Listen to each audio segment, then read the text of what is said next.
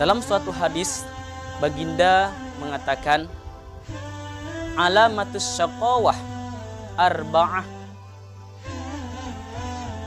Tanda celaka, kata baginda Nabi, ada 4. Yang pertama, nisya dzunubul madiyah. Orang ini melupakan dosa-dosa yang pernah dia lakukan.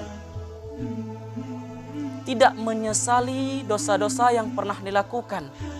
Tidak lagi mengingatkan dosa yang pernah dilakukan. Dalam arti kata, orang ini beranggapan semua dosanya sudah dihapus oleh Allah. Kebaikan yang pernah dia lakukan hari ini, yang dia kerjakan hari ini, itu diterima oleh Allah, dan dosa-dosa yang pernah dilakukan tidak disesali sama sekali. Mereka sudah beranggapan dia adalah orang yang paling baik di sisi Allah. Kemudian, wahya indallah mahfuzah, sedangkan dosa tersebut masih berada di sisi Allah Subhanahu wa ta'ala. Yang kedua, kata Nabi, wa zikrul hasanatil madiyah, menyebut-nyebut kebaikan yang pernah dilakukan di tempat-tempat yang ramai, sehingga menyebut-nyebutkan kebaikan yang pernah diberikan.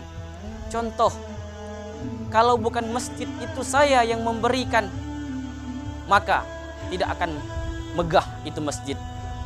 Kalau pondok pesantren itu bukan saya yang bersedekah, maka pesantren tersebut tidak akan maju pada hari ini. Kalau bukan saya yang memberi nafkah kepada anak yatim fakir miskin tersebut, maka orang tersebut kelaparan. Hingga saat ini, hingga detik ini masih disebutkan di mana-mana. Wala yadri, dia tidak pernah tahu. Aku bilang, dia terima kebaikan tersebut amrudat atau ditolak oleh Allah Subhanahu wa ta'ala. Sedangkan yang ketiga, kata baginda, wa nadharahu ila man huwa fauqahu fid dunya, melihat dan memandang orang di atasnya tentang persoalan dunia. Tidak pernah senang, tidak pernah bahagia, dan tidak pernah tersenyum melihat orang di sekitarnya melebihi daripada kita. Masalah harta benda dan lain sebagainya. Bagaimana cara dia akan lebih daripada orang tersebut? Sedangkan yang keempat, kata baginda Nabi Muhammad, wa nazarahu ila man huwa fauqahu fiddin, kita melihat dan memandang orang di bawah kita tentang persoalan ilmu agama.